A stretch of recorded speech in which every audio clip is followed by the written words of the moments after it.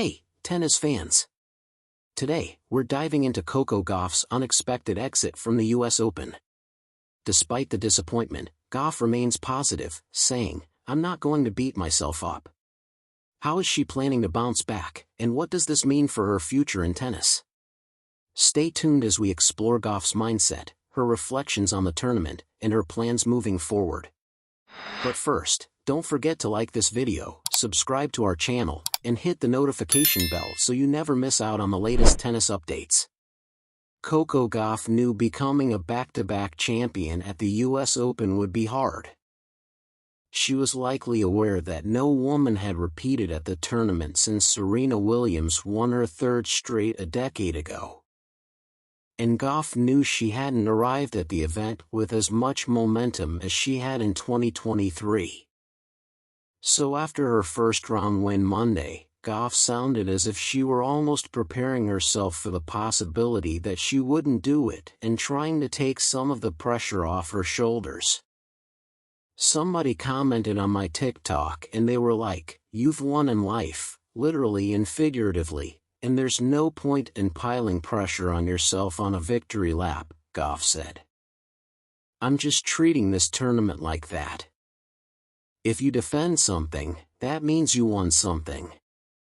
If you did it, that means you can do it again. So whether I do it again this year or not, I am going to do it again. Whether it's 2024 or not, I will do it again.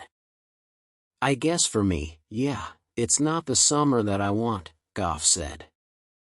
"I feel like there's, 70 other players in the draw that would love to have the summer that I had, even though my results dipped during this time of the year. So many people want to be in the fourth round. So many people want to make the Olympics. So many people want to be flag bearer. It's perspective. Obviously, because I'm wanting to reach a different level, it is disappointing, but I'm not going to beat myself up and be like, this was so bad. Yeah, I expect better, but at the end of the day it happened, and I know I can turn it around." On Sunday, playing against Emma Navarro in front of a capacity crowd at Arthur Ashe Stadium, Gauff had her hopes of a repeat title dashed in the fourth round. The 20-year-old dropped the opening set, and while she managed to force a decider, she simply couldn't overcome her poor serving. She had 19 double faults and wasn't able to pull off another signature comeback. After 2 hours and 12 minutes, she headed for the exits after a 6-3, 4-6, 6-3 loss. "Mentally I gave it, and emotionally, I gave it my all," Gauff said after the match with audible disappointment in her voice.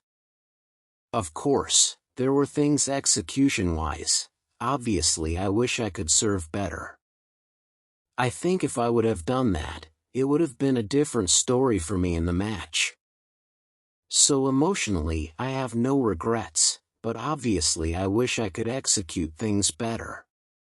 Gauff is by no means the only favorite to face an early defeat at the US Open this year. Carlos Alcaraz, the reigning French Open and Wimbledon champion and the 2022 victor in New York, was stunned in straight sets in the second round.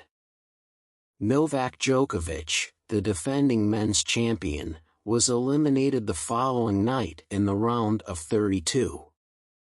Both cited a lack of energy after the intense and grueling summer schedule, which included multiple surface changes and the Olympic Games.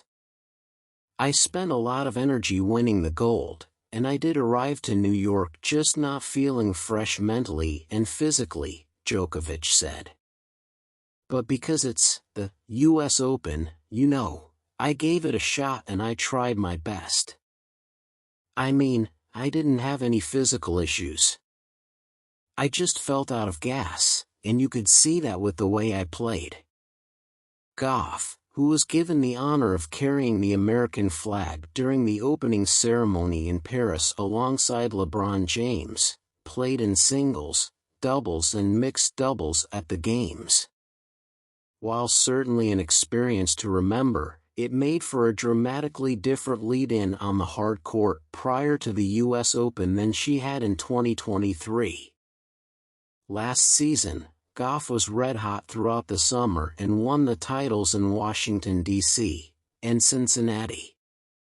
This year, she arrived at the Canadian Open just days after being bounced in the Olympics, went 1-2 in her two events, and lost in the opening round of her defense mission at Cincinnati. But when asked if she felt mental or physical fatigue following the intense demands of the summer, she didn't want to blame Sunday's result on that.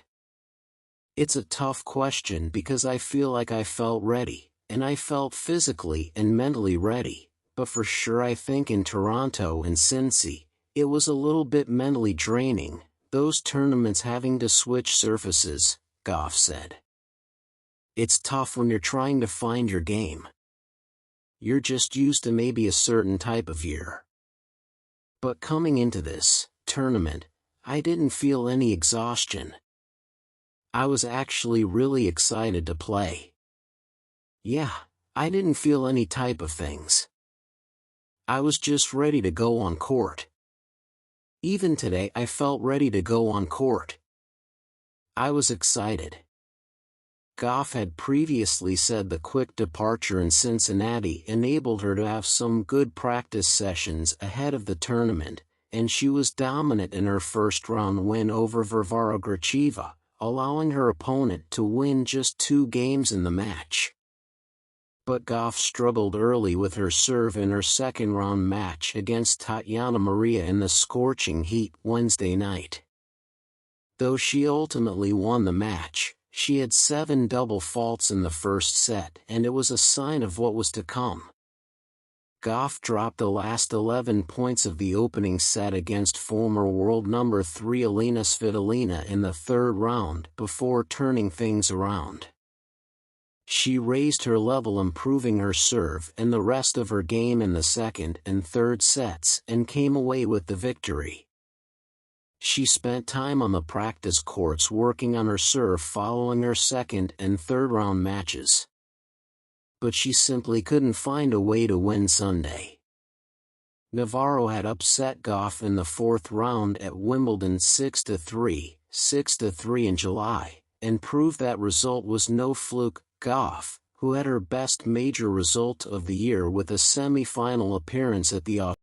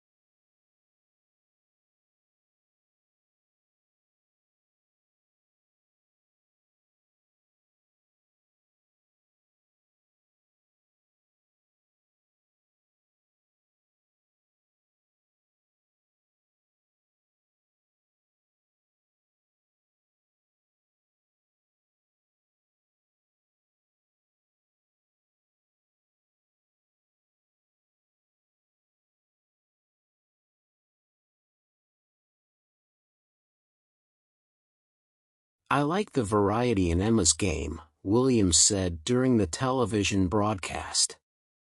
"I never was a variety player, so whenever I see someone like her that slices the ball but also has a lot of spin on her forehand, I really admire that because it's something I never really did. She can come in, she has great hands, and she does everything so well. She sees the court, she has a huge tennis IQ, and I love that. Navarro will next take on a resurgent Paula Badosa on Tuesday as both look to reach the first major semi-final of their careers. Badosa, who was sidelined for much of the 2023 season with a back injury, defeated Navarro in their only previous meeting, but knew doing so again would be a challenge. She's very, very talented, Badosa said Sunday. We had a very big battle in Rome also, in May. It was clay. It's different. But she's playing very well. She's been doing a very good summer, also, playing good matches. Also, I'm expecting a tough one there. Maybe I will have to be more aggressive than her, and let's see how it goes Tuesday. Navarro later called Badosa a great player and praised her serving and ground strokes. She told reporters she was hoping her experience at Ashe on Sunday would help her when the stakes were even higher. Asked during her news conference about when she began to believe she had a chance to win a slam, Navarro said she still couldn't fully believe she was talking about that possibility now and called it pretty crazy. But on the court, just moments after the match, Navarro sounded more certain about someone else's chances to win the US Open title in the future, Gauff. In response to a question about reaching the quarterfinals, Navarro first echoed Gauff's sentiments about her future at the tournament.